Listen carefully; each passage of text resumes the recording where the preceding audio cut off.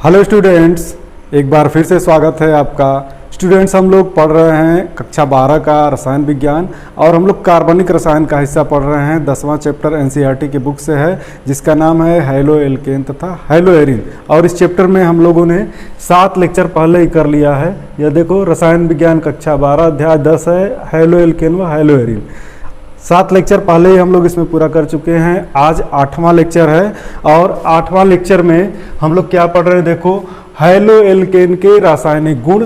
तो hello alkanes के रासायनिक गुण में हमने 7वें लेक्चर में आप लोगों को बता दिया है कि हैलो एल्केन कितने तरह की रासायनिक अभिक्रियाएं दिखाते हैं और उसमें 3 तरह की रासायनिक अभिक्रियाएं बताए हैं। और जिसमें पहली रासायनिक अभिक्रिया प्रतिस्थापन अभिक्रिया, ये देखो, नाभिक स्नेही प्रतिस्थापन अभिक्रिया में हमने आपको बहुत सारे एग्जाम्पल्स बताए हैं 7वें लेक्चर में। तो वो हमारा पार्ट 1 था। अभिक्रियाओं के अंतर्गत हैलो एल्केनों का प्रमुख गुण है नाभिक स्नेही प्रतिस्थापन अभिक्रियाएं। और नाभिक स्नेही प्रतिस्थापन अभिक्रियाएं चूँकि ज़्यादा डिटेल हैं तो कई पार्ट करना पड़ा है। पहले पार्ट हमने 7वें लेक्चर को बनाया, आज 8वां लेक्चर है और इसमें पार्ट 2 है, दूसरा भाग है। इसमें फिर हम लोग हैलो एल्केन के रासायनिक गुणों को ही पढ़ेंगे। और हैलो एल्केन के रासायनिक गुणों में आज बारी है अभिक्रिया विधि की, रिएक्शन के मैकेनिज्म की। बहुत बार आपने सुना होगा SN1 अभिक्रिया और SN2 अभिक्रिया के बारे में। तो ये अभिक्रियाएं क्या हैं, इनकी मैकेनिज्म कैसे है, ये सारी चीज़ें आज की वीडियो में शामिल हैं। तो देखो, नाभिक स्नेही प्रतिस्थापन अभिक्रियाओं की क्रिया विधि, reaction mechanism of nucleophilic substitution reaction. तो नाभिक स्नेही प्रतिस्थापन अभिक्रियाओं की क्रिया विधि 2 तरह की होती है। देखो आप,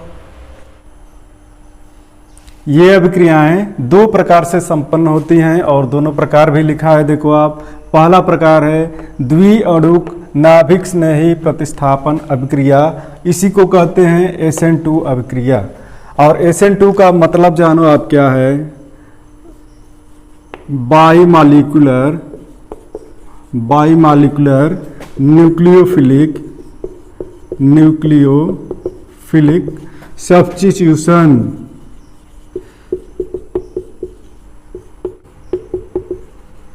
रिएक्शन।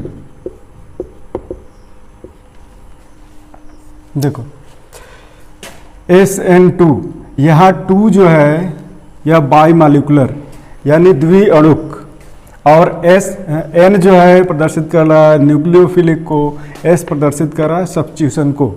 बाईमालिक्यूलर न्यूक्लियोफिलिक सब्स्टिट्यूशन रिएक्शन, इस तरह से पढ़ते हैं इसको। और रिएक्शन मैकेनिज्म का दूसरा प्रकार है एक अणुक नाभिक स्नेही प्रतिस्थापन अभिक्रिया, जिसको SN1 अभिक्रिया कहते हैं। इसके लिए लिख दूं मैं यूनिमालिक्यूलर न्यूक्लियोफिलिक सब्स्टिट्यूशन रिएक्शन। देखो आप, यहाँ एक ही अणु दिख रहा है, unimolecular nucleophilic substitution reaction. Unimolecular nucleophilic substitution reaction. तो ये 2 तरह की मैकेनिज्म हम लोग सीखेंगे, SN2 मैकेनिज्म को और SN1 मैकेनिज्म को। तो सबसे पहले हम SN2 मैकेनिज्म बता रहे हैं। पहला प्रकार है SN2 अभिक्रिया, जहाँ पे 2 यह प्रदर्शित कर रहा है कि अभिक्रिया की आणविकता 2 है। और अभिक्रिया की आणविकता और अभिक्रिया की कोट, ये चीज़ें क्या हैं, ये सारी चीज़ें मैंने आपको रासायनिक बल गतिकी वाले चैप्टर में पढ़ा दिया है। तो ये देखें, यहाँ पे अभिक्रिया की आणविकता 2 होगी, सब्स्टिट्यूशन रिएक्शन हो रही है। तो एक प्रतीक के रूप में पहले हम यहाँ एग्जाम्पल दिखा दें अभिक्रिया का, किसके साथ होती है संपन्न अभिक्रिया, या हैलो एल्केन्स के साथ, चाहे एल्किल हैलाइड भी बोल सकते हैं इसको, या एक एल्किल हैलाइड चाहे हैलो एल्केन है। इसके ऊपर अटैक होता है एक न्यूक्लियोफाइल का, नाभिक स्नेही का आक्रमण होता है। यही नाभिक स्नेही अभिकर्मक है जिसके ऊपर नेगेटिव चार्ज है। तो नाभिक स्नेही अभिकर्मक ऐसे अभिकर्मक हैं जिनके ऊपर ऋणावेश होता है और वह धनात्मक केंद्रों से जुड़ना चाहते हैं, ऐसे केंद्रों से जहां इलेक्ट्रॉन्स की कमी हो। तो देखो आप, ये RX में X की विद्युत ऋणात्मकता R वाले कार्बन, यहाँ कार्बन होगा ना, तो कार्बन से अधिक है। जैसे देखो आप, R के स्थान पे अगर हम मेथिल समूह जोड़ें, यह मेथिल समूह है ना CH3 और यह X, तो कार्बन है, यह कार्बन से सीधे हैलोजन परमाणु इसमें जुड़ा है और हैलोजन के स्थान पे फ्लोरीन, क्लोरीन, ब्रोमीन या आयोडीन हो सकते हैं। यह मैंने पिछले लेक्चर में आपको दिखा दिया है। तो यहाँ कार्बन की इलेक्ट्रोनेगेटिविटी कम है, ये हैलोजन परमाणु की इलेक्ट्रोनेगेटिविटी ज़्यादा है, इस कारण से शेयरिंग वाले इलेक्ट्रॉन्स को यह अपनी तरफ खींच रहा है। और जब इलेक्ट्रॉनों को खींचेगा तो इसके ऊपर पार्शियल नेगेटिव चार्ज, यहाँ पार्शियल पॉजिटिव चार्ज पहले से ही क्रिएट है, अर्थात हैलो एल्केन पहले से ही पोलर मॉलिक्यूल्स हैं। यह एक पोलर मॉलिक्यूल है, इसके ऊपर यहाँ पार्शियल नेगेटिव चार्ज और यहाँ पार्शियल पॉजिटिव चार्ज पहले से ही उपस्थित है। अब आप देखो न्यूक्लियोफाइल जुड़ेगा कहाँ, न्यूक्लियोफाइल चूंकि इलेक्ट्रॉन रिच है पहले से, तो इलेक्ट्रॉन डिफिशिएंट सेंटर पे जुड़ेगा जहाँ इलेक्ट्रॉन्स की कमी है। तो यहाँ कहाँ, यह कहाँ पे जुड़ेगा, आर के साथ जुड़ेगा, कार्बन के साथ जुड़ेगा, क्योंकि कार्बन पे ही आंशिक धनावेश है। तो यहाँ दिखा दे रहा हूँ अभिक्रिया को, यहाँ क्या बन जाएगा, R N U plus X जो है अलग हो जाएगा यहाँ से एक्स माइनस के रूप में। यह है नाभिक स्नेही प्रतिस्थापन अभिक्रिया, जिसमें नाभिक स्नेही अभिकर्मक ने दूसरे अभिकर्मक को हटा के उसका स्थान स्वयं ग्रहण कर लिया है। अब हम आपको दिखाएंगे कि नाभिक स्नेही प्रतिस्थापन अभिक्रिया की क्रिया विधि कैसे है, यह अभिक्रिया होती कैसे है। देखो आप यहाँ क्रिया विधि दर्शा रहा हूँ, मैकेनिज्म। आर के स्थान पे हम ले रहे हैं मेथिल समूह, और मेथिल समूह हम यहाँ दिखाएंगे, एक हाइड्रोजन इससे जुड़ा हुआ है, एक हाइड्रोजन इधर है। ये दोनों हाइड्रोजन इस बोर्ड के प्लेन में ही हैं, इसको भी मैं समझाऊंगा अभी। और एक हाइड्रोजन परमाणु इसके साथ डॉटेड लाइन से जुड़ा होगा, ये डॉटेड लाइन से, और दूसरा हाइड्रोजन परमाणु ये सॉलिड विज लाइन से जुड़ा है, इसको विज लाइन बोलते हैं।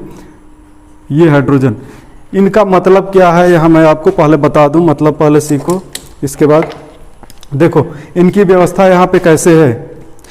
अगर हम अपने इस हाथ की मुट्ठी को कार्बन का परमाणु मान लें, तो कार्बन के परमाणु के साथ ये हाइड्रोजन परमाणु और हाइड्रोजन परमाणु जुड़े हैं, इस तरह से दृष्ट हैं कि इनका विन्यास, चूंकि यह 1 डिग्री कार्बन है, यह sp3 हाइब्रिडाइज है, तो इनका विन्यास जो है चतुष्फलकीय होता है, टेट्राहेड्रल विन्यास कहते हैं। और एक टेट्राहेड्रल विन्यास में जो एंगल्स होते हैं, ठीक इसी तरह का स्ट्रक्चर, एक टेट्राहेड्रल विन्यास में जो ये बॉन्ड एंगल्स होते हैं सभी के सभी 109 डिग्री 28 मिनट के होते हैं, और सभी एक दूसरे से समान दूरी पे व्यवस्थित होते हैं। ऐसा क्यों होता है, वेस्पर सिद्धांत हमारा ये कहता है, वेस्पर थ्योरी देखो, VSEPR valence shell electron pair repulsion theory, संयोजी कोश इलेक्ट्रॉन युग्म प्रतिकर्षण सिद्धांत, यह कहता है कि जो भी इलेक्ट्रॉन्स अगर लोन पेयर वाले हैं या बॉन्ड पेयर वाले हैं, वे एक दूसरे से अधिकतम दूरी बनाने का प्रयास करते हैं, और यह त्रिविम में विन्यास बनता है, 3 डायमेंशन में, तीनों विमाओं में। तो इस तरह की स्ट्रक्चर हमको बनी हुई यहाँ पे दिख रही है। अब देखो, एक दो परमाणु एकदम प्लेन में हैं, ये हो गया, ये हो गया, ये पेपर के प्लेन में हो गए इस तरह से, ये दोनों एक प्लेन में दिख रहे हैं ना, एक प्लेन में। ये वाला इधर की तरफ निकला है बाहर की तरफ, बोर्ड से बाहर की तरफ, तो ये जो लाइन है विज वाली लाइन, ये बाहर की तरफ शो कर रही है, और ये प्लेन से पीछे की तरफ यानी बोर्ड से पीछे की तरफ ये डॉटेड लाइन शो कर रही है। यह एक प्रतीकात्मक विधि है त्रिविम व्यवस्था को दिखाने की, कि कार्बन परमाणु के साथ त्रिविम रूप में अन्य परमाणु किस तरह से जुड़े हैं। तो ये व्यवस्था है, मुझे उम्मीद है ये चीज़ आप समझ गए होंगे। अब देखो यहाँ मैं आपको और दिखा दे रहा हूँ किस तरह से ये मैकेनिज्म चलती है। यहाँ पे न्यूक्लियोफाइल जो भाग लेगा, अगर हम NaOH के साथ अभिक्रिया करा रहे हैं, तो न्यूक्लियोफाइल SN2 अभिक्रिया में स्ट्रांग होना चाहिए, और वह इतना स्ट्रांग होना चाहिए कि इसको विस्थापित कर सके, यानी इस वाले हैलोजन परमाणु से यह स्ट्रांग होना चाहिए। तो NaOH और KOH स्ट्रांग बेस हैं। यहाँ भी हम एक परमाणु लगा दे रहे हैं, यह क्लोरीन का परमाणु लगा दे रहे हैं, ठीक है। अब देखो ये NaOH जब टूटता है तो OH माइनस आयन देता है, सोडियम प्लस आयन देता है। यह OH माइनस आयन ही न्यूक्लियोफाइल का काम करेगा, यहाँ यही नाभिक स्नेही का काम करेगा, और इस कार्बन के साथ जुड़ना चाहेगा। स्थान कहाँ से मिलेगा इसको देखो, या तो इधर से अटैक करे, लेकिन इधर तो एक ये क्लोराइड जो है इसके ऊपर आंशिक ऋणावेश पहले से ही है, इसके ऊपर आंशिक धनावेश है, तो इसको तो आने नहीं देगा। क्योंकि यहाँ पहले से ही इलेक्ट्रॉन रिच एक एटम पड़ा हुआ है, तो ये इस न्यूक्लियोफाइल को फ्रंट डायरेक्शन से, सामने से नहीं आने देगा। इसको आने के लिए पीछे से स्थान मिल रहा है, तो यह अटैक करता है यह बैक पोजीशन से। तो यहाँ बैक अटैक होता है, और बैक अटैक जब न्यूक्लियोफाइल का होगा तब यह अवस्था क्या होती है, एक संक्रमण अवस्था यहाँ बनती है। दिखा दूं, न्यूक्लियोफाइल का अटैक हुआ है OH, यह बांड बनाना चाहेगा कार्बन के साथ, और इसी के साथ साथ ये बांड ब्रेक होना शुरू होगा। यह जो बांड है chloride, carbon chloride bond break हो रहा है। बाकी शेष सारे परमाणु इस अवस्था में कैसे हो जाएंगे, अभी तो इस तरफ को झुके हैं ये सारे परमाणु, लेकिन जब ये ट्रांजिशन स्टेट आएगी तो ये रिलैक्स होंगे, और इसी वेस्पर सिद्धांत के अनुसार ये क्या हो जाएंगे, देखो ये सीधे हो जाएंगे। एक प्लेन के उस पार है हाइड्रोजन, और दूसरा प्लेन के इधर हाइड्रोजन। तो इस तरह की व्यवस्था हो गई। ये प्लेन के उधर है, ये प्लेन के इस पार, और इसको कहते हैं संक्रमण अवस्था। यह है संक्रमण अवस्था। ये अस्थायी होता है। क्यों अस्थायी होता है? क्योंकि यहाँ पे 5 बांड बनते हुए दिख रहे हैं, कार्बन के साथ 5 बांड तो हो नहीं सकते। तो क्या होता है कि ये जैसे जैसे जुड़ता है ये उसी तरह अलग भी होता है। तो यहाँ देखो फाइनल ये अस्थायी है, तुरंत ही यहाँ पे क्या दिखेगा हमको, OH यहाँ जुड़ा हुआ दिखेगा, और इसी के साथ ये बांडों की व्यवस्था आप देखो, ये बांड अब की बार इधर की तरफ झुक जाएंगे। ये डॉटेड वाला हो गया हाइड्रोजन, और ये विज लाइन वाला हाइड्रोजन हो गया, ये सॉलिड लाइन वाला। अब देखो जिस तरह से हवा में छतरी उलट जाती है, जब हवा चलती है छतरी उलट जाती है, उसी तरह अगर दूसरी साइड बैक साइड से दूसरा न्यूक्लियोफाइल जुड़ रहा है तो ये सभी हाइड्रोजन परमाणु उस दिशा को हो गए। पहले इस दिशा में थे, अब उस दिशा में हो गए हैं। इसको कहते हैं विन्यास का प्रतिपन्न, इन्वर्जन ऑफ कॉन्फ़िगरेशन, कॉन्फ़िगरेशन का उल्टा हो जाना। इस घटना को कहते हैं विन्यास का, ये बहुत इंपॉर्टेंट चीज है, विन्यास का प्रतिपन्न, inversion of configuration, inversion of configuration.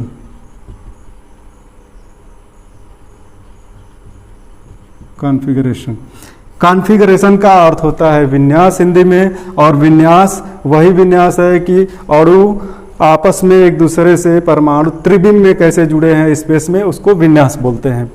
तो देखो SN2 अभिक्रिया में क्या हो रहा है, विन्यास का प्रतिपन्न हो जा रहा है। फाइनली यहाँ प्रोडक्ट क्या बच रहा है, NaCl बच रहा है ना, तो NaCl को भी यहाँ हम बना दे रहे हैं प्लस NaCl, ये बच गया, एक साथ आ जाएगा। अब देखो आप क्या क्या मुख्य चीजें हैं। SN2 अभिक्रिया एक ऐसे विलायक की उपस्थिति में होती है जो पोलर होता है, ध्रुवीय होता है, लेकिन अप्रोटिक होता है, वह प्रोटॉन नहीं देता है। तो ऐसे विलायक में होगी ध्रुवीय, अप्रोटिक, नॉन प्रोटिक विलायक में, इसको पोलर एप्रोटिक सॉल्वेंट कहेंगे। इसी सॉल्वेंट में घोल के अभिक्रिया होगी, और इसका यहाँ एक एग्जांपल बना दे रहा हूँ मैं।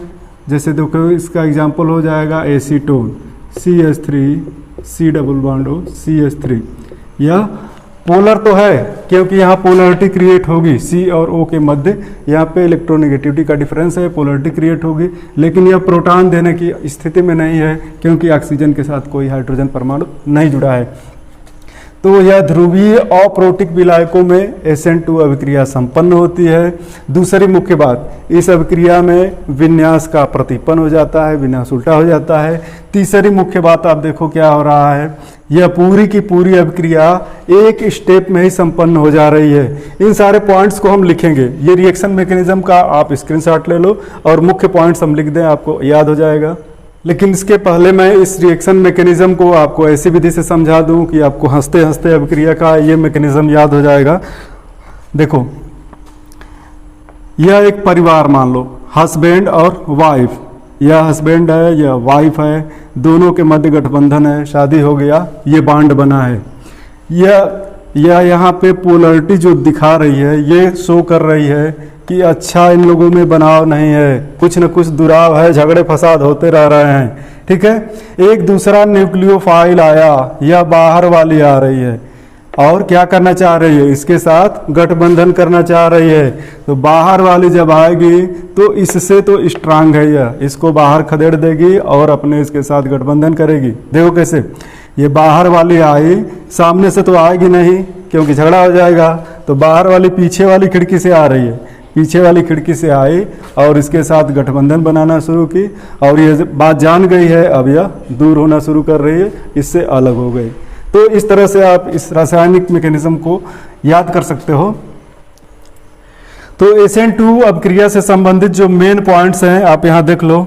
पहला पॉइंट है SN2 अभिक्रिया ध्रुवीय अप्रोटिक विलायक माध्यम में संपन्न होती है। ऐसा विलायक माध्यम जो पोलर होगा लेकिन प्रोटॉन नहीं देगा, उसमें अभिक्रिया संपन्न होगी। एग्जाम्पल आपके सामने लिखा हुआ है। दूसरा मुख्य पॉइंट है यह अभिक्रिया एक ही पद में संपन्न होती है। इस अभिक्रिया में कोई भी माध्यमिक यौगिक नहीं बना है या संक्रमण अवस्था बनी है जो अस्थायी है, इसको कंपाउंड के रूप में अलग नहीं किया जा सकता क्योंकि यह अस्थायी है, अनस्टेबल है, तो यह कोई माध्यमिक यौगिक नहीं है, इसलिए यह अभिक्रिया एक पद में ही संपन्न हो रही है।